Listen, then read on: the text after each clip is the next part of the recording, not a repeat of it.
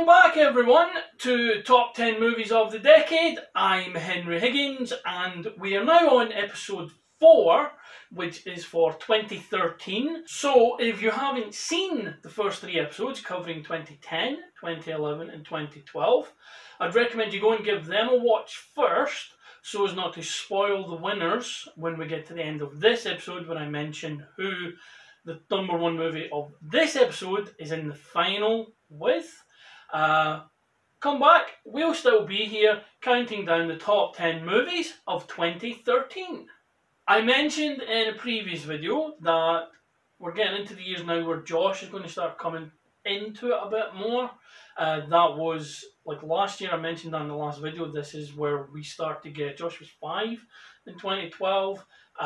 We've caught up with a lot of the movies. Some of the movies weren't suitable for him, so as we go further along, there's going to be more family-friendly movies, kid-friendly, teen-friendly movies. Now he's 13.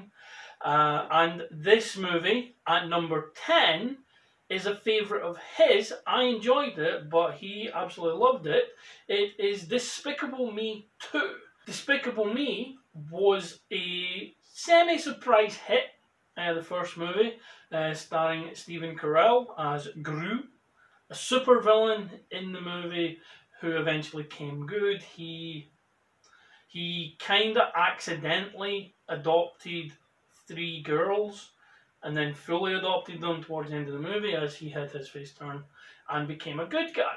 So it was interesting going into this one to see how the story would evolve, because obviously the original movie was the fish out of water type of thing with this guy having to do good things, and his minions, literally they're called minions.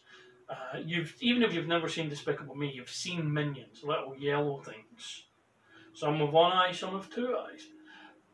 They are in the Despicable Me movies. They're really, really funny. They're great comic relief. I didn't enjoy the Minions movie itself. I felt it was a quick joke stretched over a whole movie, and I don't think it worked. But in Despicable Me 2, the Minions are back, and they are hilarious as ever, and seeing small intermittent doses. One of the things it did so well is that it builds on the previous movie and everything that happened there. Steve Carell is fantastic as Gru, as always. The Minions in their small doses are hilarious. Kristen Wiig is absolutely fantastic as well. She plays, in this one, she plays his recruiter to the Anti-Villain League, the AVL. Benjamin Bratt replaced Al Pacino, which is big shoes to fill, as the antagonist of the movie, El Macho, a Mexican luchador villain. And the contrast and the culture clashes and everything done with that it's fantastic. For a kids movie, and it is a kids movie, that's not meant to be an insult in any fashion. There's a lot of subtle things for adults to enjoy, while obviously there's a lot of slapstick comedy, mostly the Minions, for the kids to enjoy. The animation is flawless. What they can do with animation these days is amazing. And when you see big budget HD movies in animation, the colours and everything just pops, and the El Macho stuff is just vibrant colours. It's amazing to watch. Jokes, both new and old, fly thick and fast through the whole movie. If you haven't seen the movie, and you, based on the recommendation here, or just organically do get to see the movie, there is one thing that you will be doing after the movie, because there's some things that just stick in people's heads, and in this one, I guarantee you, you will be going around going, "Lipstick taser!" over and over again. That scene is just fantastic. It's hilarious. And the fact that she does it more than once is... Some jokes work with repetition, some don't. This does. The Minions as sidekicks are hilarious, not so much when they're the focal point of the whole movie. And the fact that we then got a Despicable Me 3, and Minions got their own spin-off, shows you how successful this movie was, and it is a worthy recipient of our number 10 spot for 2013. From a sequel to a third movie in a series within a larger franchise, we are returning to the MCU, and this time it's Tony Stark's third outing, Iron Man 3. And what excited me before this was released was the fact that Shane Black was directing it. A number of people obviously return. Robert Downey Jr., Gwyneth Paltrow and Don Cheadle return from Iron Man 2. With this one, we also had fantastic trailers and pre-release hype with the Mandarin. And in the comics, the Mandarin is one of Iron Man's most high-profile, consistent arch villains. And Ben Kingsley is terrifying in this role. Really exudes menace. Guy Pearce, who used to be just Mike from Neighbours, however, he then starred in LA Confidential, showed everyone what he can do, and then he's popped up in various places, stealing the show pretty much in every movie he's in, including Priscilla, Queen of the Desert, Memento. He was also featured in the Alien prequels that Ridley Scott did recently. He's just a fantastic actor. He can be the good guy and the bad guy in the flip of a switch. And he can play pretty much any type of role he's been given flawlessly. I can't extol enough how much I love watching Guy Pearce in pretty much anything. Ty Simpkins is cast as a kid character who could have been annoying, but isn't. And then Jon Favreau returns as Happy Hogan. He's not directing at this time, as Shane Black is. James Badge Dale is in it. He's a good character actor. And Rebecca Hall rounds out the cast there. With this one, it's the first movie after Avengers. So Phase 1 has finished, and showing that leading up with individual movies to a team-up movie will work really well. We've now had the tease of Thanos at the end of Avengers, so we know we're getting into a bigger picture thing.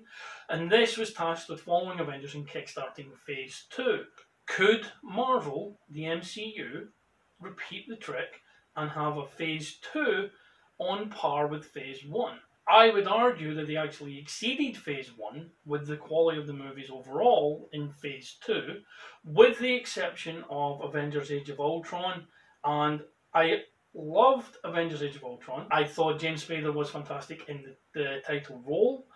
I think why it elevates it down just a little bit is the thin threat seems similar to what we had in Avengers, and there wasn't that newness, that excitement of having never seen it before, of the Avengers teaming up on screen. We'd seen it now, and we'd seen between Avengers and Age of Ultron, they'd intermingled in each other's films as well. So the novelty of seeing this team up by the time we got to Age of Ultron was gone, and I think that, not that it hurt the movie, that's a misnomer, because the movie still did phenomenally well and it was still a good movie. But I think it hurt it in the sense of it didn't have as much excitement. But Iron Man 3 kicks it off, and this is a divisive movie as well. Josh and I loved it, as you can tell by being in here. Shane Black directing it means it was set at Christmas, that's his MO. And that gives it another aesthetic as well, because for a lot of the scenes in the movie, we're in the snow-covered area, and it just gives it a nice aesthetic. You don't see snow enough in movies, that's my opinion. Ty Simpkins plays a character called Harley Keener, who returned at the end of Endgame. As I said, he isn't the annoying kid actor that you can sometimes get, and it can ruin a movie.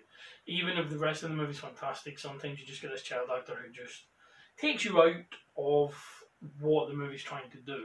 With this one, that doesn't happen at all. The film also does a wonderful job of dealing with Tony's PTSD from what happened in the Avengers, because you got to remember, at the end of that movie, he has left Earth and Earth's orbit even. He's flown the missile that was going to destroy Manhattan to space, through the wormhole that Loki had created to bring the Chitauri army through, and fired or sent the missile to blow up the main mothership for the Chitauri invasion, and he almost ended up staying there. He was unconscious, and the portal was closing, so he could have ended up being stuck on the other side of the non-universe. He fell through just at the end and obviously survived, but he is traumatized by that event.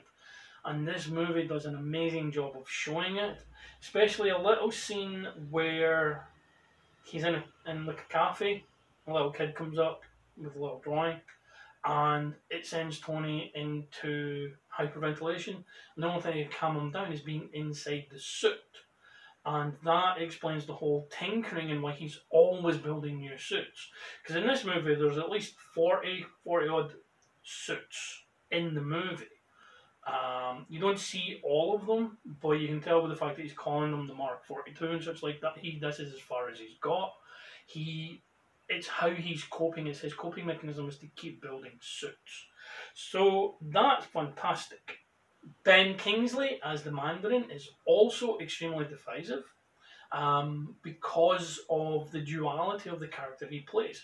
When he is the Mandarin and he's on screen as the Mandarin, being menacing, terrorizing, killing people, threatening people, doing all these things and simply showing America for the hypocrisy that it is, he owns the screen. Then, at the midpoint of the movie, you find out he's actually just an actor called Trevor Slattery, who is literally portraying the Mandarin. He isn't the actual Mandarin, he's portraying the Mandarin, and essentially the look and the tone and everything of the Mandarin was a think tank to play on the stereotypes of the Western world and what a terrorist would look like and act like. And it works ridiculously well.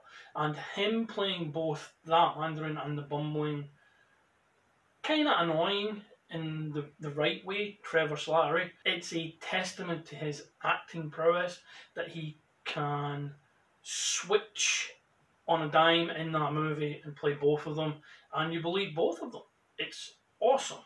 Guy Pearce also does a dual role, though not as blatant, because he is Aldrich Killian in the past. Basically, we get a flashback from before Tony's incident in Afghanistan that led him to be Iron Man, and he's a bit of a dick, as you can imagine.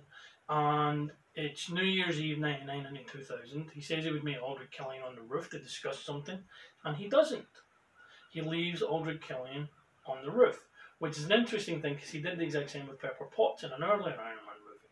So that gives him understanding motivation for what he does with AIM, Advanced Idea Mechanics, and the Extremis. And the way the Extremis is shown on screen and how that works is phenomenal.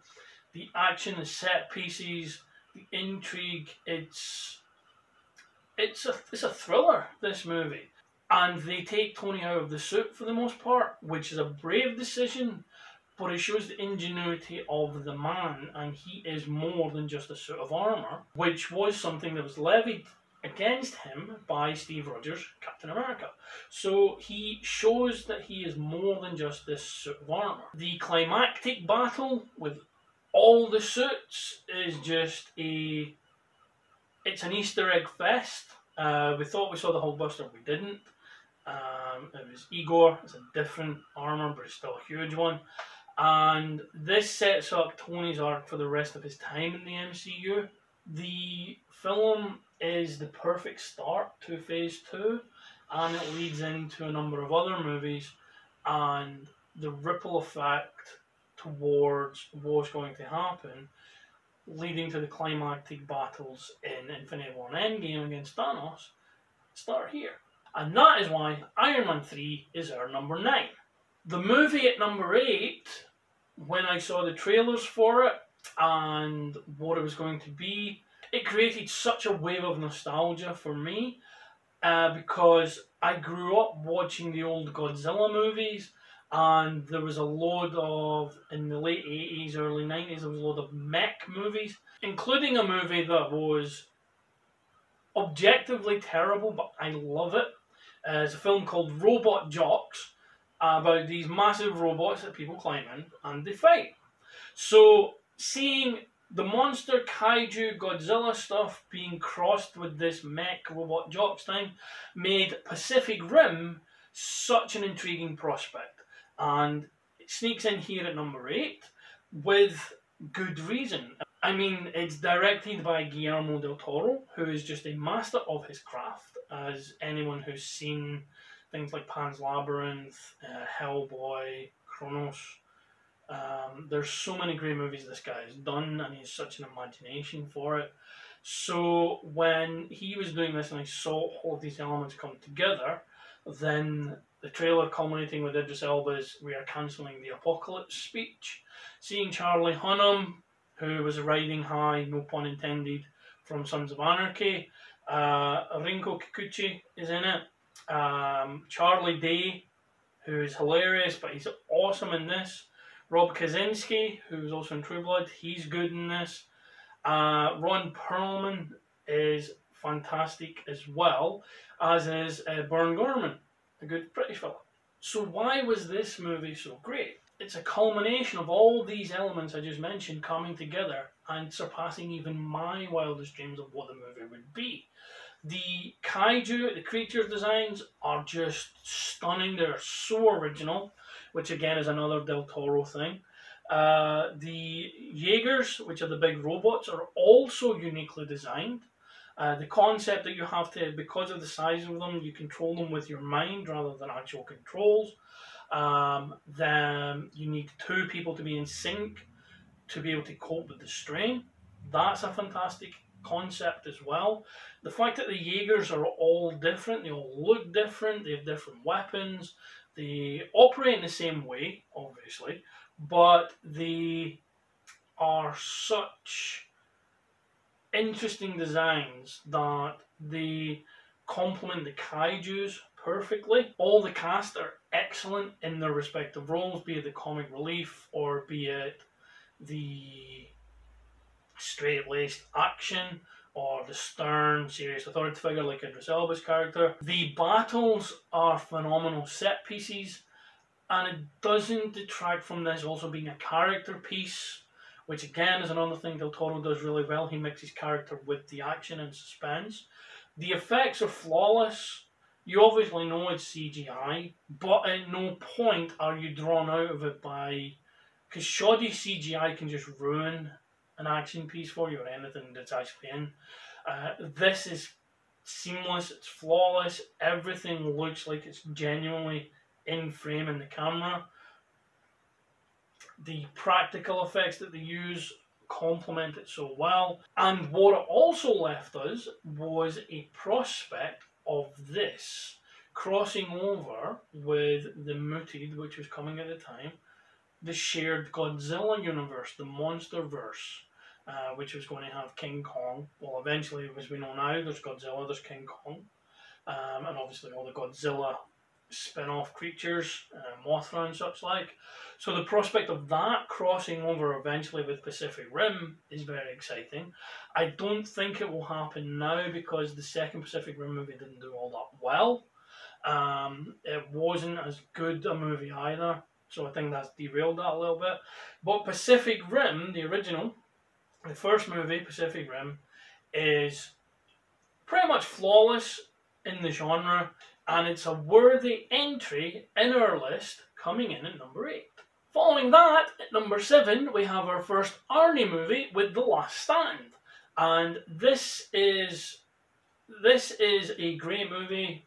It doesn't overstay its welcome. It's got a relatively short running time. It's got a ridiculously simple premise. It stars Arnie, Arnold Schwarzenegger, Johnny Knoxville in a role that doesn't play against type, but does rein his type in.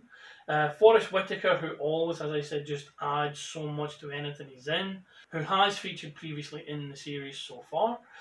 Jamie Alexander, who played Sif in Thor, in the Thor movies. Louis Guzman, Peter Stormare, who's also fantastic, and Genesis Rodriguez. And what I enjoyed about this is it's the first movie, or it's one of the first movies, that Arnie starts acknowledging his age, that age is catching up with him. We're still waiting on King Conan, which is a long gestating wish of mine that we actually get a King Conan movie.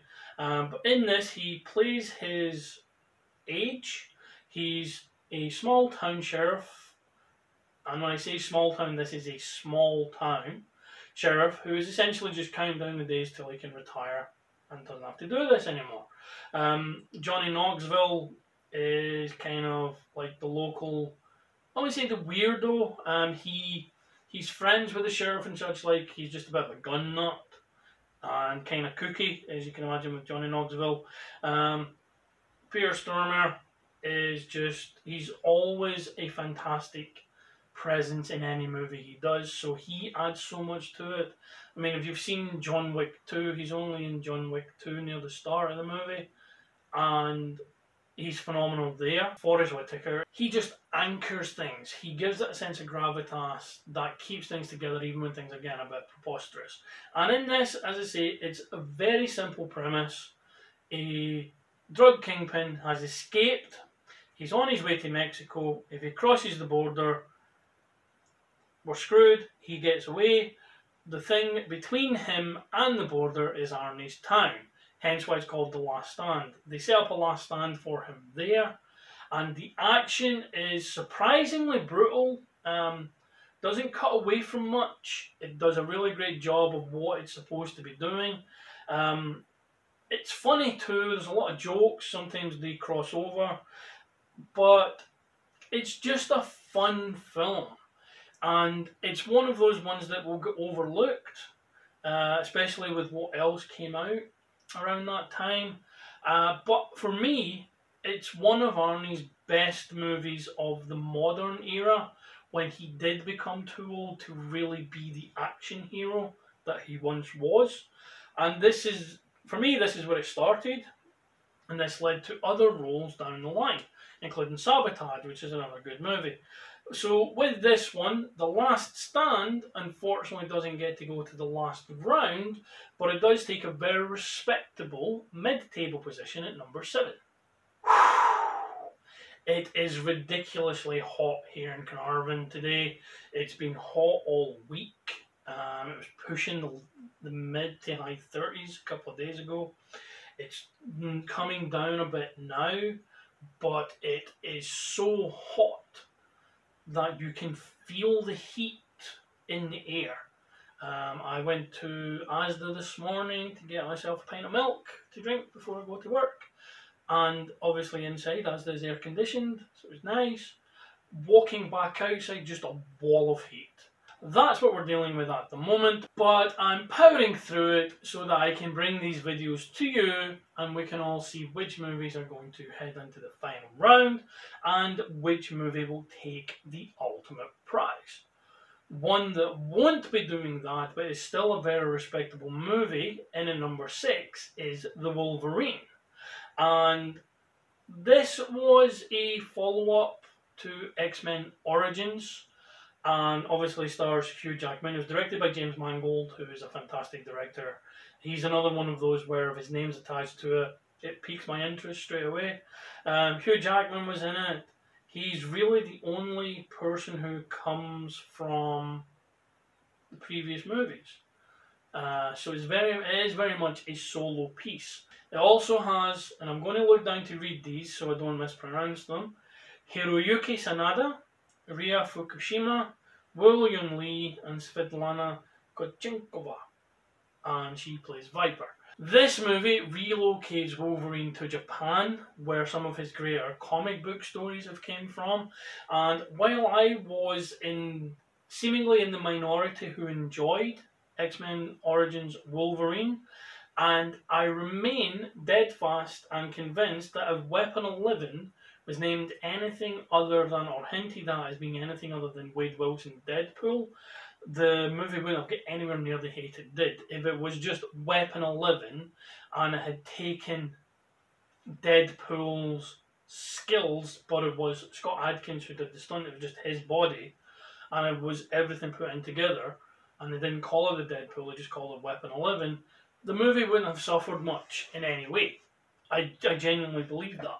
Because in X-Men Origins, some of the set pieces are fantastic, the characters are fantastic.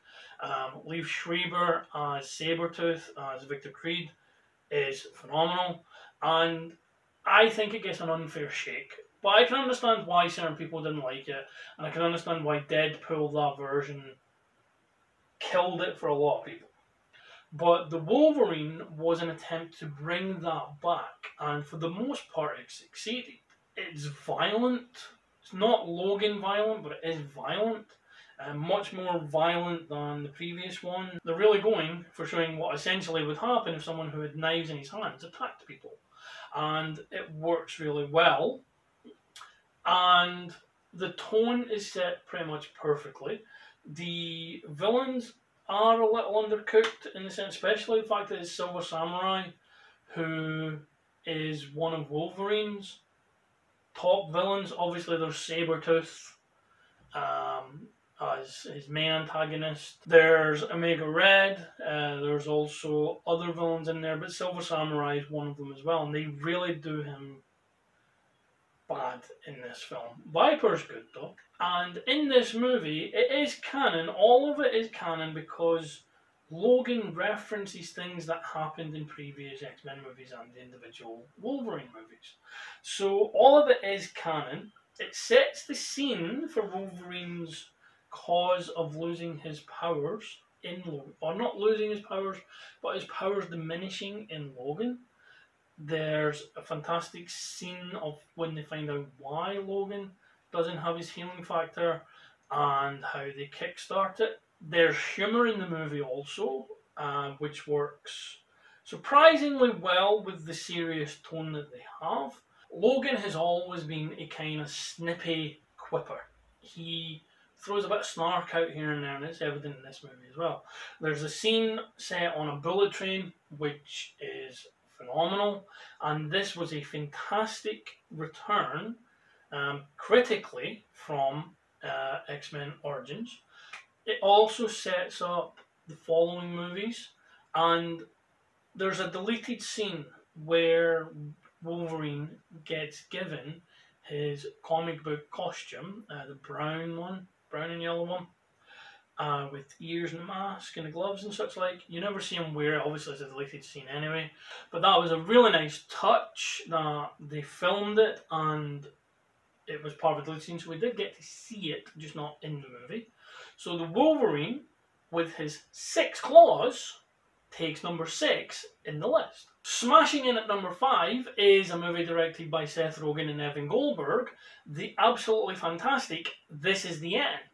It stars a lot of people. Seth Rogen also stars in it. It stars Seth Rogen, James Franco, Jonah Hill, Jay Baruchel, Danny McBride, Craig Robinson, Michael Cera, and Emma Watson. They all play themselves, but twisted or exaggerated versions of themselves. It's the movie itself, it's a darkly comic look at how the Hollywood elite would cope with and deal with a apocalypse, the actual rapture. Everything's going, it is the end of the world, hence the title, This Is the End. Everyone has a blast playing versions of themselves. Everybody has a blast playing versions of themselves which are against their type of roles that we see them play normally, or just perfectly in sync with what we expect them to be. But everyone excels, especially Michael Cera as a rude sex pest lech.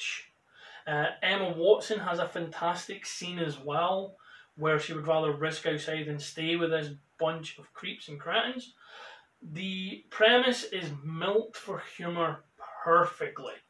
So many cameos, so many laughs, so many twists and turns. Never more so than the climactic duel between Danny McBride and James Franco. How that works and is twisted and turned around is just phenomenal work. Credit to everyone involved for this film. It's infinitely rewatchable to catch all the side gags and the jokes that you may have missed. And I'd say as a premise, it came out roughly at the same time as The World's End, which was the third movie in the Cornetto trilogy with Nick Frost, Simon Pegg and Edgar Wright, their movies. So it came out roughly at the same time, but it's a completely different movie. They just have similar titles. This, to me, is the better of the two movies. Everything comes together so wonderfully. And unfortunately, this is the end of This Is the End's participation in our countdown, coming in at number 5. A surprising entry for many, I would imagine, at number 4. It's a WWE Studios release, so automatically some people are on the back foot, starring Luke Evans, called No One Lives. It's a horror movie, as I say, it stars Luke Evans, Adelaide Clemens, Lee Tergesen, Laura Ramsey, Bo Knapp, America Olivo, who's fun, Lindsay Shaw, and the obligatory wrestler in the movie, Brodus Clay. What's fantastic about this is that while it was produced by WWE Studios, they avoided having a wrestling star in the main role for one of the few times ever. Luke Evans, he's another one who's just great in pretty much everything he does. Luke Evans is absolutely brutal as the lead in the movie. He pulls no punches. The horror itself doesn't pull any punches. It's in your face, it's brutal, it's visceral. Particularly the fate of Brodus Clay's character. That I will leave up to you to discover when you go and watch the movie if you haven't seen it already. And the reason it's ranked so high is a combination of it being so good and it came from nowhere. So it kind of blew me away with how good it was. I've enjoyed WWE Studios' output, going back to like the Marine and things like that. However, this is possibly the pinnacle of their output. And the fact that virtually no one I know has seen it and it doesn't get talked about enough is a travesty. So for me, this deserves the number 4 spot. It's missing out on the medal positions, but it deserves a number 4 spot. And I urge you, if you haven't seen No One Lives, and I know I've said this for other films as well, and it's probably redundant to say so considering what the list is, but this deserves special mention. Please go and watch No One Lives if you like good horror. Skipping into number 3, taking the bronze medal for 2013, is a prequel to an animated movie that was virtually flawless. It's Pixar taking us back to school with Monsters University. And what they did, if you've seen the first one, Monsters Inc., and if you've seen the behind the scenes of it, one of the things they did, which is fantastic, was they had the leads of Billy Crystal and John Goodman record the dialogue together. Most of the time, a lot of dialogue for animated shows is done separately. So you would voice all of your dialogue with no one else in the room. I would then voice all my dialogue with no one else in the room, and then it gets combined together. However, when it's done like this, where both people are in the same room at the same time, they get to riff on each other. They get to see how a person has read a particular line, and they can modify how they were going to read it to suit as it relates to matching it or responding to it, reacting to it, and it just adds so much to the quality of the film. See, it stars Billy Crystal and John Goodman, but also returning from the previous movies, Steve Buscemi, Helen Mirren, Joel Murray, Sean Hayes, Dave Foley, Charlie Day, who we mentioned already, and Nathan Fillion are all voicing characters in this film. And it wisely went the prequel route because at the end of Monsters Inc., they're not scaring anymore. And while I don't doubt they could have done a movie in the world that they left the first one in, going back to school of how Sully and Mike met each other it's a basic premise really. Obviously, two people who are opposites meet in high school, or in this case university, don't get on because they're so disparate in their outlooks and how they do things, but then they become friends and it's a lifelong friendship. It's a story as old as time. How this did it was really, really captivating. Josh loved it, I loved it. The animation is so smooth. Watching it on a cinema screen, just picking out little things in the background because of the world they're in. So many gags foreground gags, background gags, sight gags, sound gags, puns. Any kind of joke you can think of will be in this movie. And they all provide ample reason to watch it again and again and again, because there will be things you miss. The story of how they became friends is told in a hilarious but sweet way. As I say, there's no swerves or no twists in the tale. You know how it's going to end, especially as it is a prequel. But even if it wasn't a prequel, you'd know how it was going to end. And Josh and I both want there to be a third one. We would love to see these characters brought back. At the moment, we have the 2 movies, and Monsters University is a worthy bronze medal winner for 2013.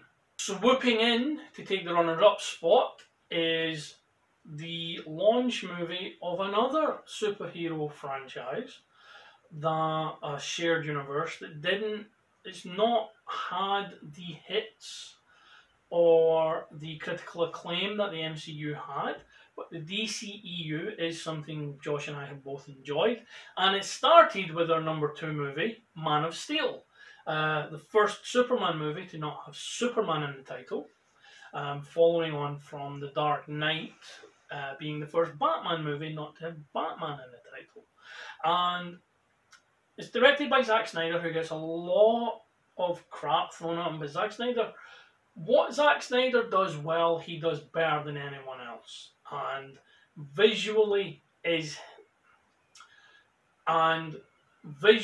there is very few who can even come close to his vision of what he can put on screen and how he does it. His use of cranking and reducing the speed at which we're seeing the action does a fantastic job. Henry Cavill stars as Clark Kent, Kal-El. He just exudes this character. To me, he is my Superman. Now, I grew up with the Christopher Reeve movies. Brandon Routh was a fantastic Superman, especially in the Arrowverse, when he got to be the Kingdom Come version, which some people hint was his version, his Superman Returns in later years. But Henry Cavill just is Clark Kent and Superman. He is just perfect in the role. And I know I've said that about other people in the past, and it's true. This is as close to perfect casting as you could have got. Amy Adams is a wonderful Lois Lane, not a damsel in distress, which the original Lois, Margot Kidder, never was. Michael Shannon as Zod he's terrifying at times as well. He's driven, but he's justified in his own mind. You can see the justification and where his thinking is coming from, and you can understand it. It's his methods that's the problem. He is wonderful as Zod. Kevin Costner and Diane Lane as Ma and Pa Kent are just stunningly great as well. Lawrence Fishburne as Perry White. Lawrence Fishburne's another one of those actors who just adds to whatever he's in. And Anjay Troy, and I hope I pronounced that correctly, is amazing as Fiora. She is actually more vicious and terrifying than Zod at times. Russell Crowe and Ailed Zurer as his Kryptonian parents. Russell Crowe does a lot more with Jor-El than Marlon Brando did in the original Christopher Reeve movies. And Christopher Maloney rounds out the cast that I've got listed here. He's another great character actor, and he plays an army general in this movie. After the okay but rather flat Superman Returns, they played it too straight. Too much of a homage to the Christopher Reeve movies. And the real world of the Nolanverse that we had with the Dark Knight trilogy. Zack Ryder was tasked with launching what we would come to know as the DCEU, and he did an amazingly good job with Man of Steel. It's interesting that the MCU started with Iron Man, which is a lower level character at the time. Obviously he's universally known now, but then he was possibly a B or a C level hero in the Marvel canon. Whereas the DCEU starts out the gate with one of the three if you count Wonder Woman, but the main superheroes of that universe. With that, Man of Steel is not the 70s, 80s Superman movies, and that is a good thing.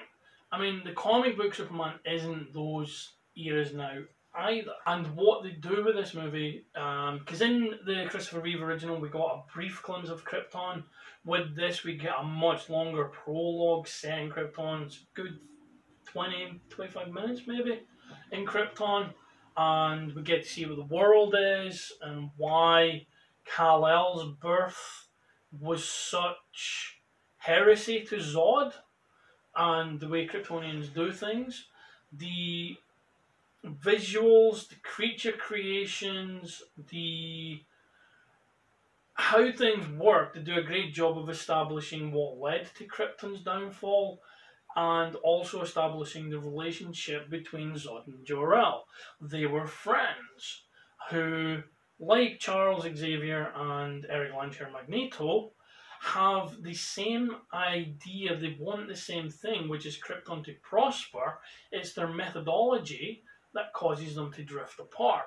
Zack Snyder also does an amazing job of interpreting Clark's Superman's powers and how they evolve as he's getting older. It's also how we get to experience what it would be like for Clark, especially when he's experiencing them for the first time. So when his super hearing kicks in, and suddenly he can hear everything and it's overwhelming. One of the best ones is when the X-ray vision kicks in and what that would be to see. And for a kid who doesn't know what's going on, that would be terrifying.